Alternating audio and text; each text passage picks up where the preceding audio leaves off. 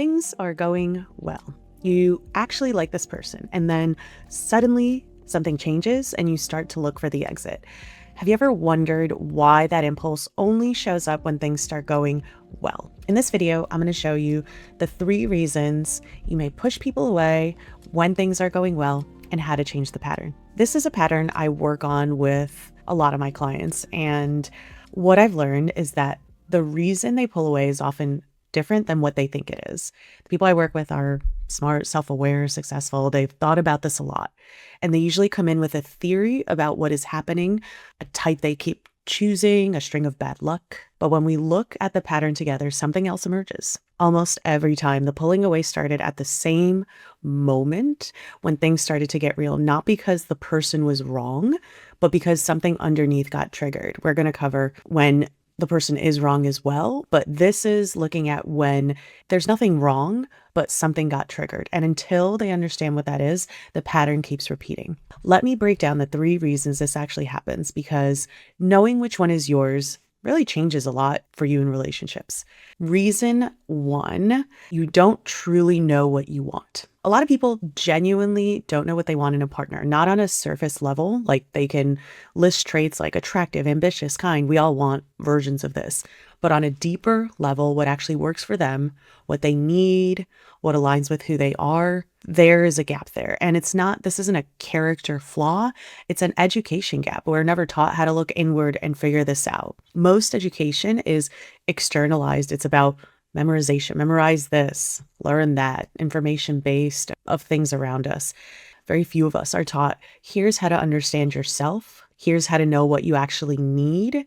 So we all tend to date based on guesses, assumptions, what we think might look good. And when it doesn't feel right, it's so easy to assume it's the other person. Maybe it is, but we don't even know, because without that clarity, it's so easy to subtly test the relationship, not consciously, but part of us is probing, questioning, looking for certainty. And that testing often comes across as pushing away. The person feels it, then they pull back, then the relationship destabilizes, and the conclusion is, see, it wasn't right. But the real issue in this case was never them or even the relationship.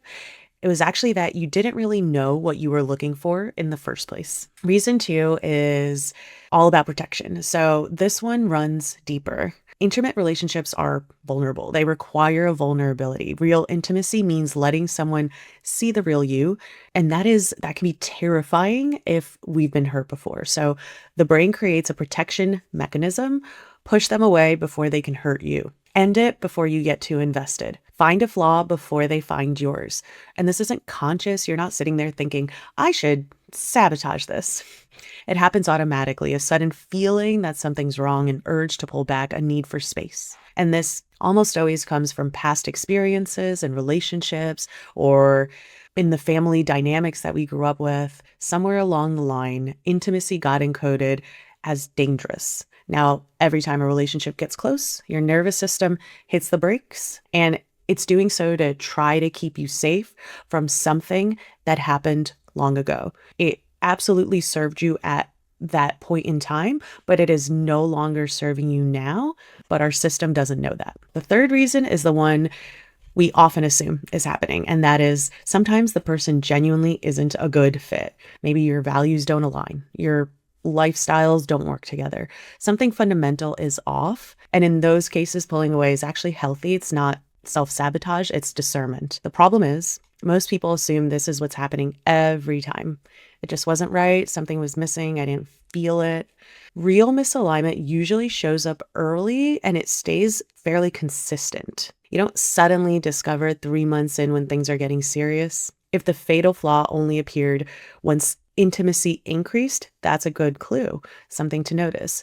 So if you keep finding different reasons to end different relationships, that could be a pattern. And patterns point back to us, not to a string of wrong people. So how do you actually figure out which one is driving your patterns?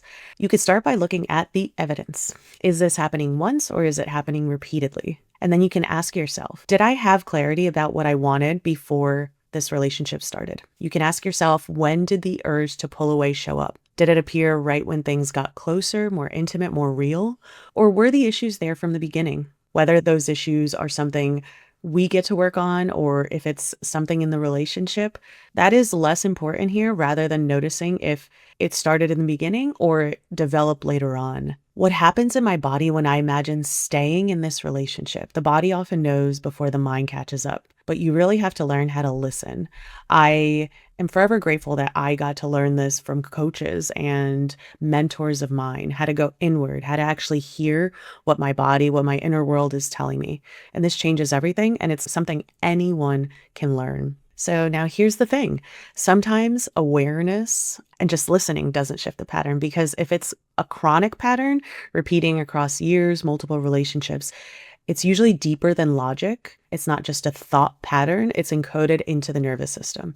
The body learned that intimacy isn't safe at some point, and it's still likely running that program. In those cases, you need more than insight. You need to actually shift the root. That's where the deeper work, like hypnotherapy, can actually change things at the level where the pattern lives. So, if any of this felt familiar, if any of it resonated, I want you to know that this pattern makes complete sense. It got developed for a really good reason. And the fact that you could see it now is already the beginning of something different. If you want to go deeper, understand exactly how this pattern has been showing up across your relationships, I created a free tool called the Relationship Pattern Finder. It is a prompt that walks you through your last 3 relationships and synthesizes those to help you see the patterns underneath, including how you tend to exit in a way that's really tough to see when we're inside of these dynamics. It takes, I don't know, 10, 20 minutes,